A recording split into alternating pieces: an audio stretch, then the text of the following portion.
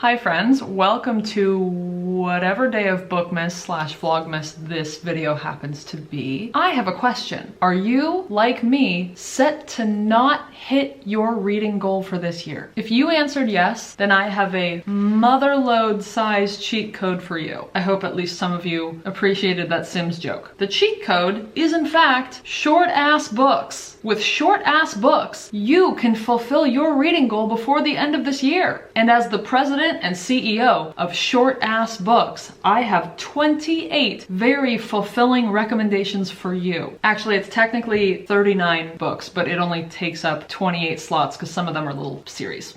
You'll see. Hello? Hello? Can anybody hear my voice? Anybody out there? Anybody hears me? Please respond. The longest book on this list is 247 pages, and the shortest book is a teeny tiny little 56 pages. But we're gonna start at the bottom and get shorter as we go, so I need to flip this stack upside down. Oh, that was a lot more smooth than I thought it was gonna be. All of these books will be under 250 pages long, and we're starting at 247 with Piranesi, one of my favorite books of all time. Let's move you back a little bit. Piranesi by Susanna Clarke. This is a fever dream in the best way. You will have no idea at all what is going on for at least the first 50 pages, but you have to trust me and just keep going. If you haven't read this book by now, you're doing something wrong, and I'm giving you the opportunity to fix your mistakes. Read Piranesi. It is about a man who lives in this weird giant house palace place with endless corridors and weird statues and an ocean with tides that come in through the halls. It is a dreamlike place where no one else lives and he's all alone until suddenly he's not alone. Next up at 240 pages is Our Wives Under the Sea by Julia Armfield. This is about a pair of wives who, a pair of wives who are married to each other. Two women who are married to each other and therefore are wives. Lesbians married to each other.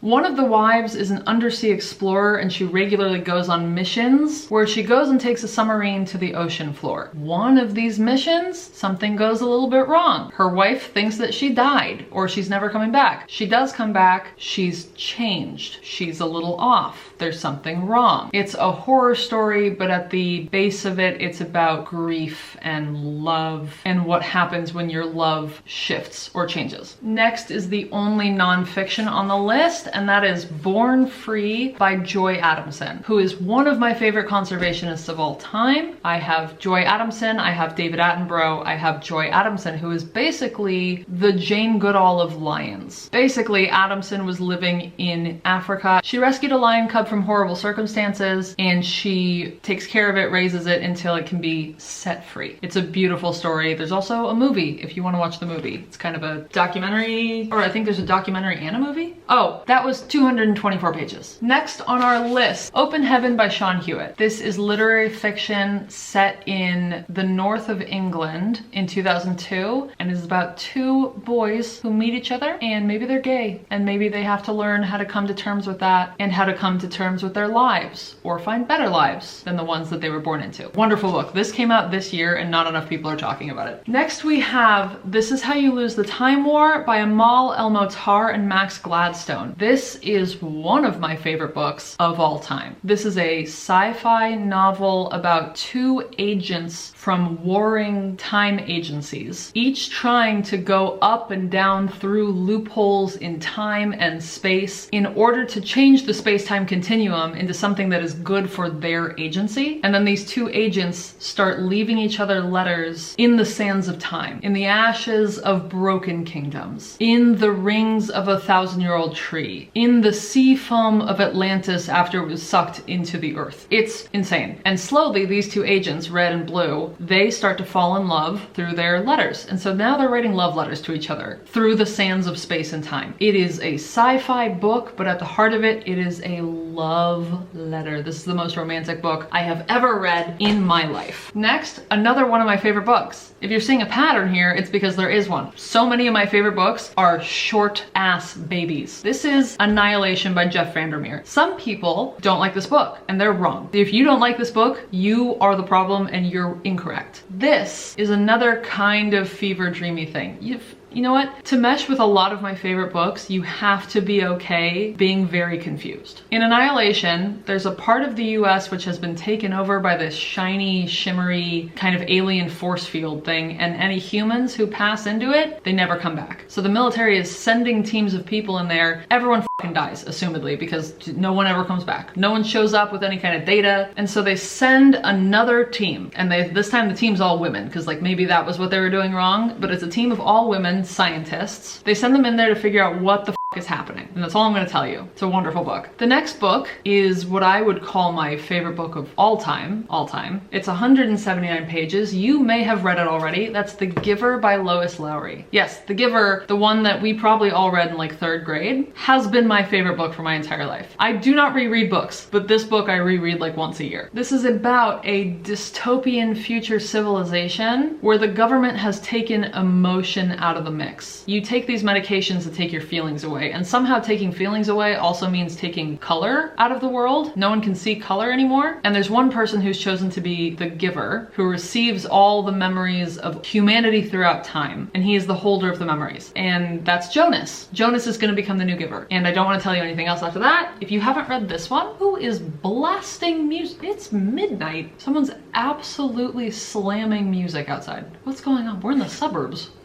Who's doing this? Next up is Fate's Bane by C.L. Clarke, which is a book that I just read for the first time like a few weeks ago for a vlog I did where I'm reading short books that just came out that have under 1,000 ratings on Good. I don't remember what I titled the vlog, but it was that one. Fate's Bane is set in some kind of a Celtic area. There are clans. They all used to be part of one clan, but the people in charge got greedy, and so they split off into these 12 or so different clans. There's peace for now, because one clan member gave his daughter to the chief of another clan member, not in any kind of weird way, but just like as his ward. And she, the ward, starts falling in love with the chief's daughter. The chief doesn't like it, not because of homophobia, but because she's part of the enemy clan. Gay is very normalized in here. No one gives a shit at all. Oh, that was 176 pages. This next one is also 176 pages. One of my favorite books I read last year, and that is Open Throat by Henry Hoke. This follows a mountain lion, like straight up a mountain lion who is sentient and lives in LA and goes around kind of learning about the hubris of man and how mankind has ruined a lot of things. It's a really beautiful book. It's written very staccato, like a mountain lion who is just learning sentience for the first time. Stunning book. This next one is also one that you may have read before. This edition is 172 pages. I'm sure there are lots of other ones with, you know, differing page numbers. Whatever it is, it's short. That's The Call of the Wild by Jack London. This is the second to last classic book on the list. Call of the Wild is about a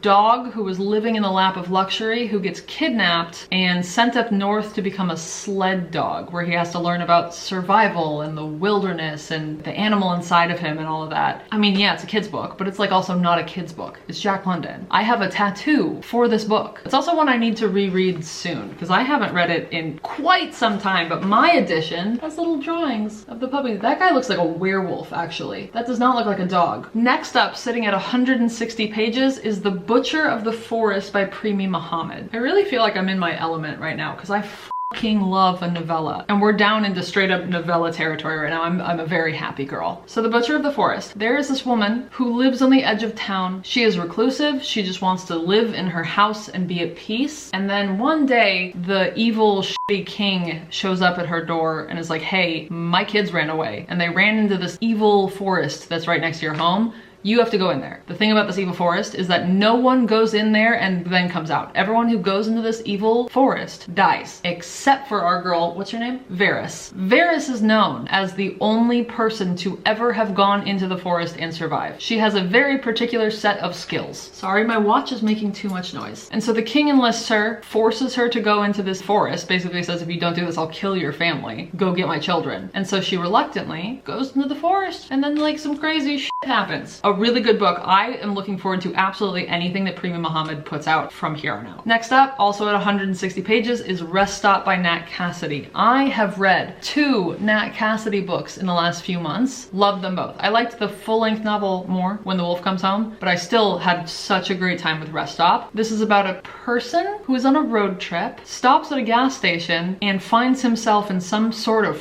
fucking hellscape. Something in there is trying to kill him. Something has already killed other people. There's a lot going on. There are bugs. There is blood. Check your trigger warnings. I am a Nat Cassidy fangirl after the 2 books that I read. And I have Mary now, so I have another book to get to. And we have come to the final classic on this list. Can anyone guess what it is? It's 152 pages. This version is Animal Farm by George Orwell. It is a kind of satirical fairy tale that is a parallel to the politics that were going on at the time that this was published. All that really nice stuff that was happening. The animals are sentient, the animals are talking, the animals take over the farm and become little politicians. That's basically what happens. They become parallels to what was happening in the world at large. I'm sure a lot of you have already read Animal Farm, but if you want to reread it, now's a good time to do it. Get your numbers up.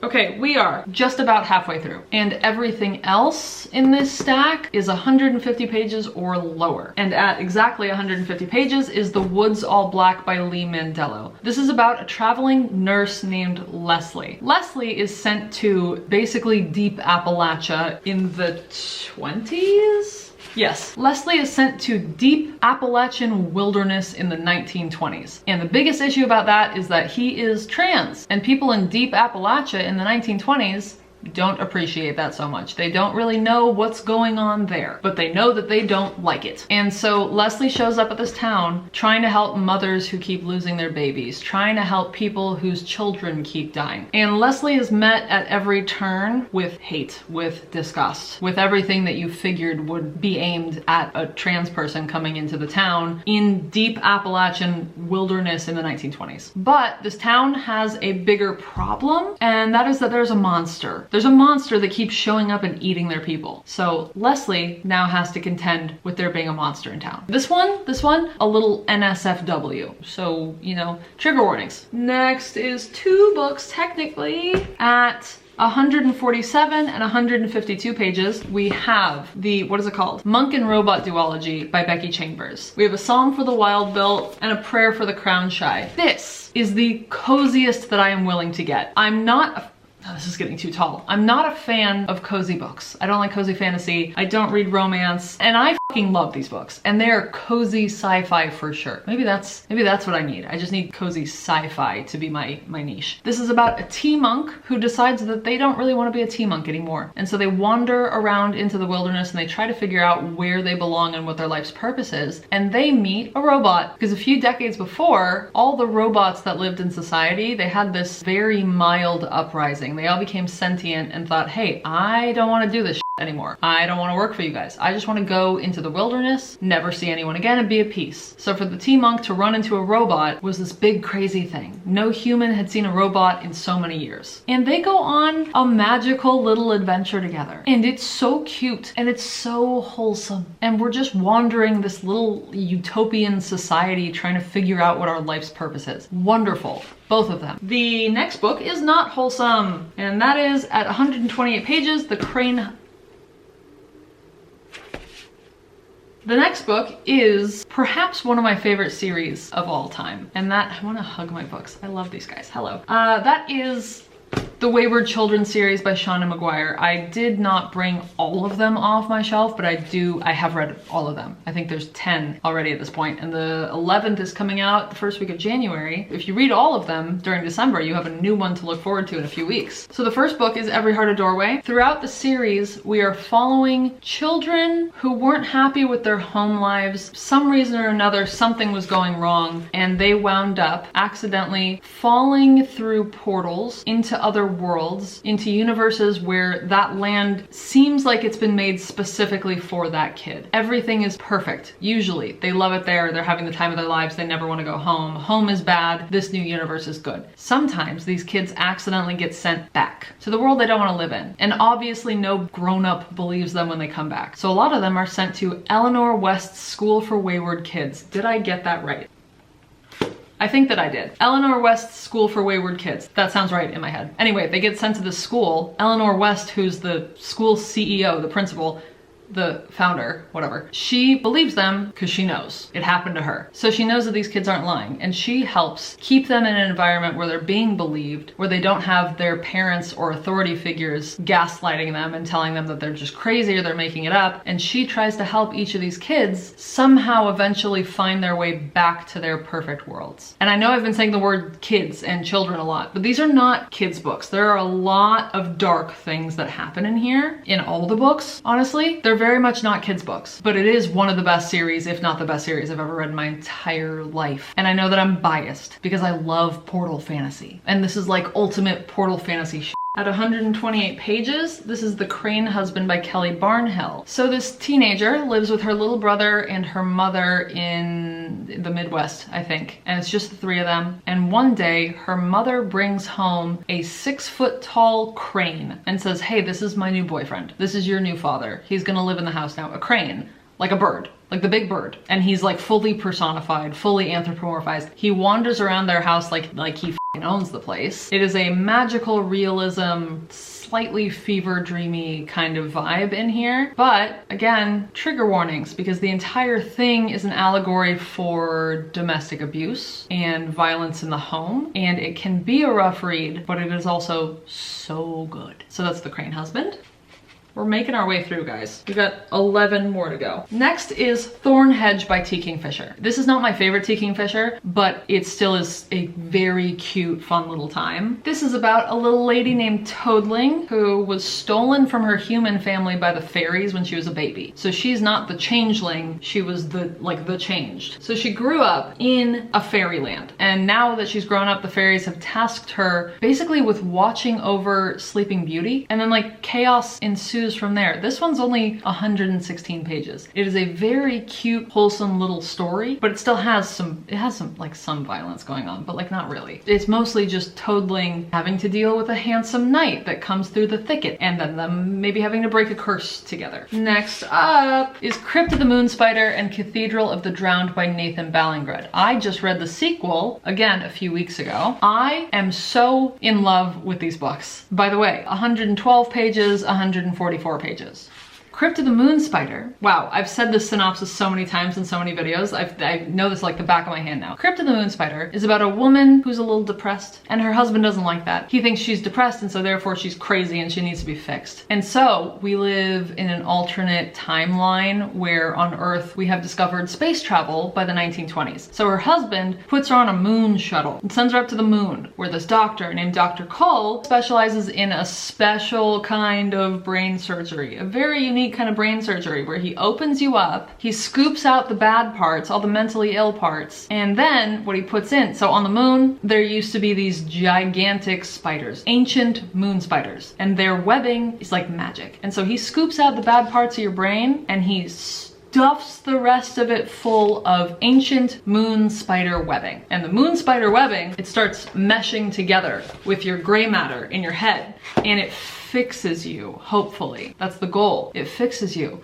and all of your mental illness is gone. So that's what Veronica got sent to the moon to have done. No spoilers, but that's not quite what ends up happening. Chaos happens, actually. Oh, also, there is a third book coming out in this series next year, and I can't wait. Next up is The Salt Grows Heavy by Cassandra Khaw. I have seen some mixed things about this and I don't understand why. I cannot for the life of me figure out why anyone doesn't like this book. This is basically a Little Mermaid retelling if the Little Mermaid was like chaotic evil, chaotic neutral. I don't even know if she's evil. This is what she does what she's meant to do. Basically, she's a mermaid who gets kidnapped and forced to marry the Prince Eric figure. She hates him. He sucks, like big time sucks. And so she births like thousands of little baby mermaids mermaids and they just go and they eat everyone in the kingdom. That's not a spoiler. That is what is already happening on page 1. And so she teams up with this plague doctor with like the big bird plague doctor masks on, and they go around and they have bloody little adventures. I don't know why anyone doesn't like this. I loved it. Oh, 106 pages. Next, at 104 pages, is A Short Stay in Hell by Stephen L. Peck. This book is about a man who dies and wakes up in hell and finds out that his religion was not the one true religion, and so he has to go through this hell process, but only for a little bit. Hell's not forever. You have to get through this period of hell and then you can move on to whatever is next. Everyone's hell is personalized, and this man, what was your name? Soren Johansson. Soren's personalized hell is an eternal library. Literally trillions upon trillions upon trillions of books, but the library has this never-ending amount of books. Soren cannot move on to the next place until he finds the book that specifically has his life's story written down in it, to the exact letter, because there will also be infinite iterations of his life story that have just like one word off or like one punctuation mark missing. He has to find the exact one, and according to the math in the back of the book, it's going to take him billions of years. This book is just, I mean, it's 104 pages. It's just him running around hell trying to figure it out and trying to figure out how to go to the next place. It's a fun time. It's a weird one. A lot of these are weird ones, actually. The next book, oh, I don't have the next book with me because my neighbor is borrowing it so she can read it, but I'll put it right here. It's Come For Me With Apples by Catherine M. Valente. I don't even know what I can tell you about this book without spoiling it. Oh no. Come For Me With Apples is about a woman who gets married to this man, and she is very trad wife-like. She's cooking and cleaning and everything is yes sir, and everything is, oh, my husband, my wonderful husband, my beautiful husband, and I don't have any thoughts in my head aside from him being happy. There's no actual original thoughts going on. And then one day she finds someone's cut off fingers in her kitchen. Just like human fingers laying around in her knife block.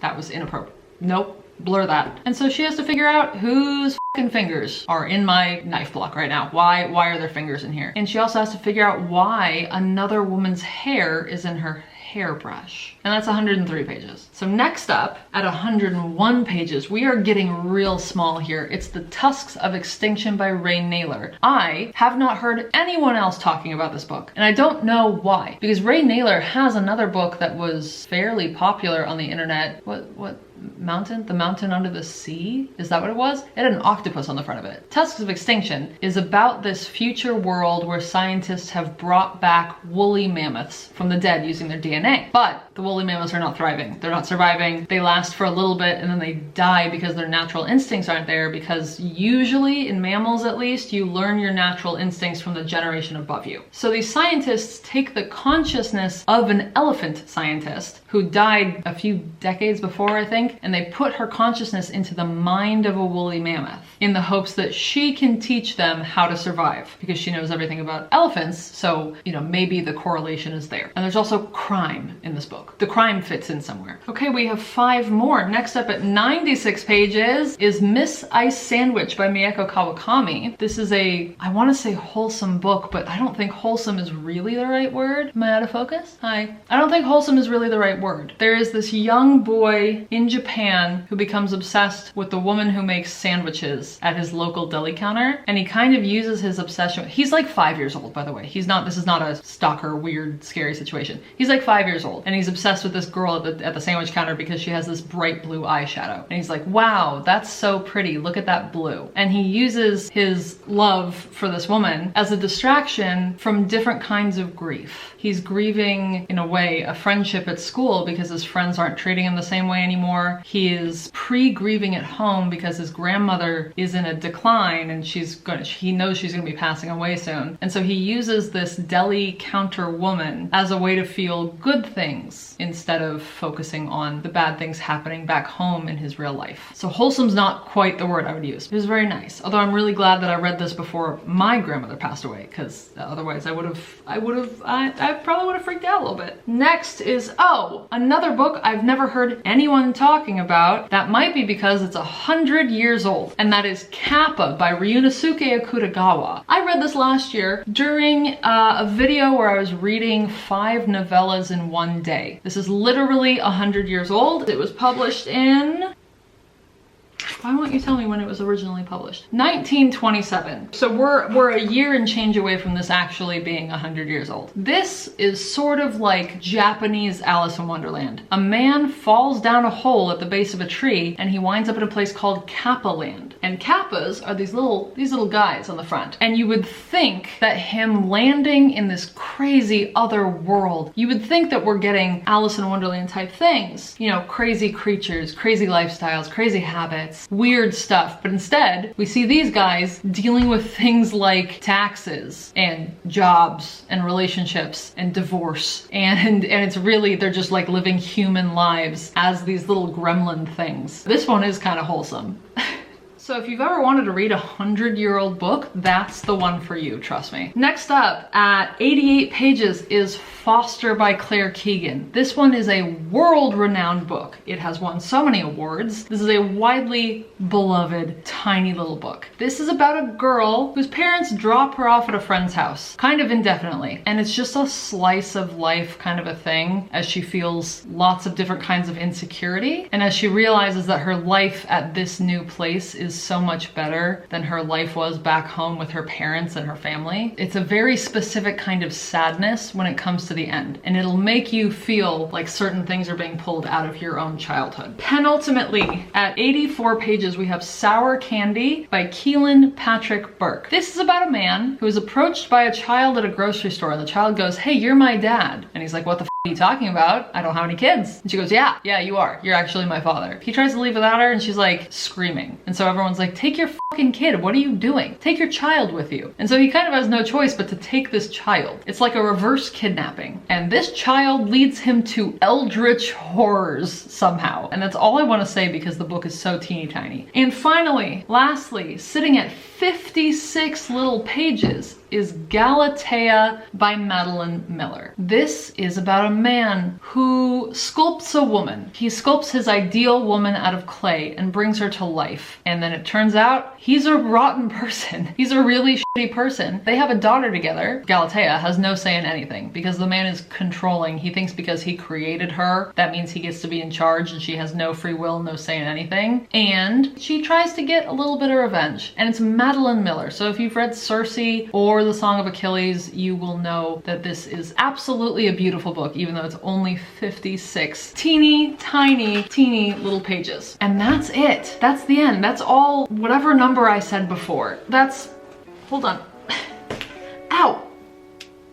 I hope that you have found some books here to help you bump your numbers up before the end of the year, or to just read in general. Who cares about numbers?